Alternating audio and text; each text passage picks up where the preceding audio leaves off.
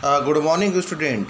हम अभी अर्थशास्त्र में पढ़ रहे थे आंकड़ों का संगठन व्यवस्थीकरण, जिसमें मैंने पिछली कालखंड में ये बताया था कि वर्गानुसार वर्गीकरण की क्या समस्याएं उत्पन्न होती है, जिसके अंतर्गत वर्गांतरों की संख्या जो समस्याएं उत्पन्न करती है, साथ ही साथ वर्गांतर का विस्तार, वर्गांतर को नियमित करना, आवृत्ति है, सीमाएं निश्चित करना, वर्गांतर की सीमाएं हैं, वर्गांतर है। ठीक है, तो देखिएगा चर एवं गुण क्या होती हैं। अब आ जाता है पेज नंबर 59 में, देखेंगे चर एवं गुण यानी वेरिएबल एंड एट्रीब्यूट, है ना। तो ये चर क्या होती है, वेरिएबल। तो चर शब्द की उत्पत्ति अंग्रेजी शब्द वेरी से हुई है, जिसका अर्थ अलग होना या फिर परिवर्तन होना। ठीक है, एक एक शब्द को परिभाषित करते हुए बता रहा हूँ और आप लिखिएगा। ये सब आता है, चर किसे कहते हैं, अचर किसे कहते हैं, है ना। तो चर शब्द की उत्पत्ति अंग्रेजी शब्द वेरी से हुई है और जिसका अर्थ अलग होना या परिवर्तन होना है। अतएव चर शब्द से अभिप्राय उस विशेषता से होता है जो भिन्न या परिवर्तित होती रहती है।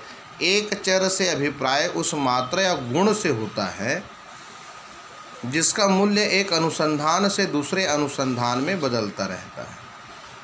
मूल्य में अंतर व्यक्तियों, मदों, स्थानों या समय के संदर्भ में हो सकता है।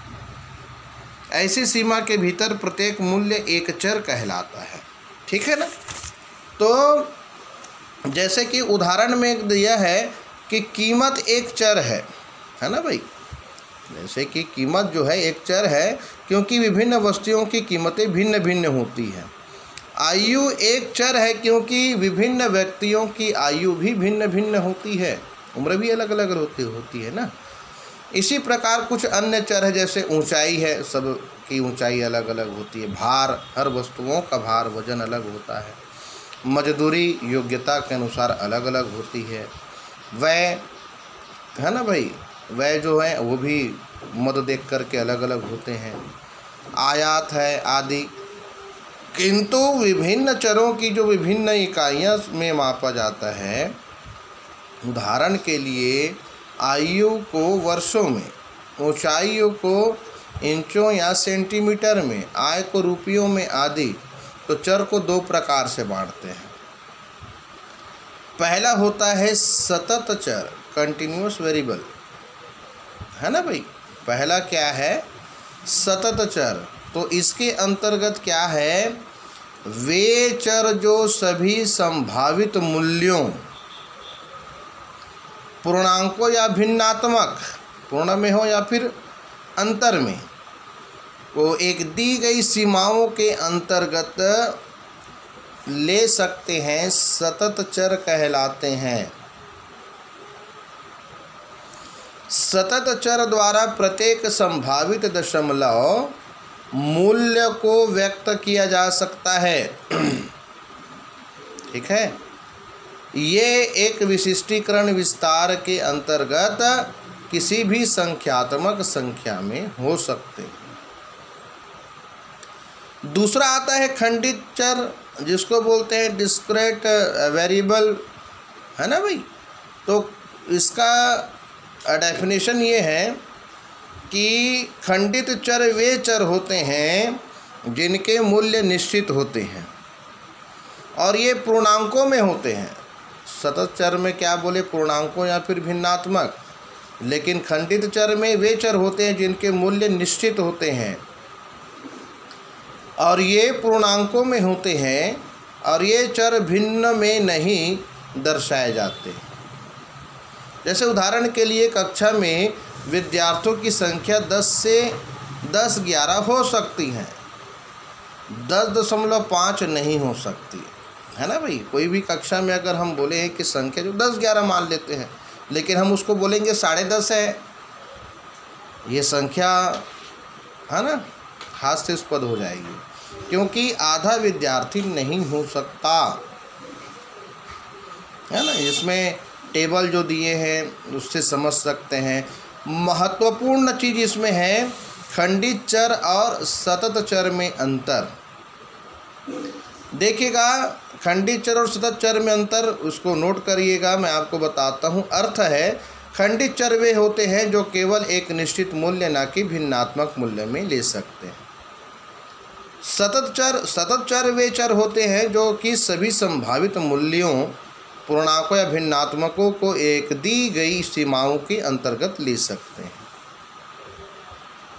ठीक है, मूल्यों में परिवर्तन, तो ये चर जो खंडित है ना, मूल्यों में परिवर्तन क्या है, आधार में दिया है, और खंडित चर में क्या होगा, ये चर पूर्णांक संख्याओं में बढ़ते हैं, और सतत चर में ये चर पूर्णांकों व भिन्न दोनों रूप में बढ़ सकते हैं।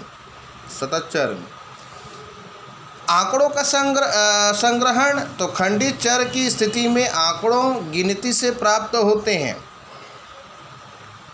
और सतत चर की स्थिति में आंकड़े माप से प्राप्त होते हैं। उदाहरण है, श्रमिकों की संख्या एक कक्षा में विद्यार्थियों की संख्या खंडित चर है ना भाई। और सतत चर में व्यक्तियों की ऊंचाई, भार सतत चर है, क्योंकि ये भिन्न रूप में हो सकते हैं। गुण अगर देखते हैं, गुण क्या है, तो गुण के संबंध में ही बताया गया है, लोगों की सुंदरता, बुद्धिमत्ता तथा उनकी कला तथा संगीत के प्रति अभिरुचि भी बदलती रहती है, लेकिन उनका संख्यात्मक रूप में माप नहीं किया जा सकता। जिस प्रकार से लोगों के कद व वजन या कीमतों व आय का मापन कर सकते हैं, अतः ये सांख्यिकी में चर नहीं कहे जाते, इन्हें गुण कहा जाता है। ठीक है ना भाई, जिसको माप सकते हैं वो सांख्यिकी के अंतर्गत आएगा, और जिसे नहीं माप सकते हैं वो गुण है। देखिएगा, संख्यात्मक मानों के स्थान पर यहाँ कोटियाँ, रैंक का प्रयोग किया जाता है, और कोटियों का प्रयोग विश्लेषण के उद्देश्य से किया जाता है, जिन्हें गुणात्मक आंकड़े कहा जाता है। संक्षेप में चर तथ्य की मात्रात्मक विशेषता को बताते हैं, जबकि गुण तथ्य की गुणात्मक विशेषता को दर्शाते हैं।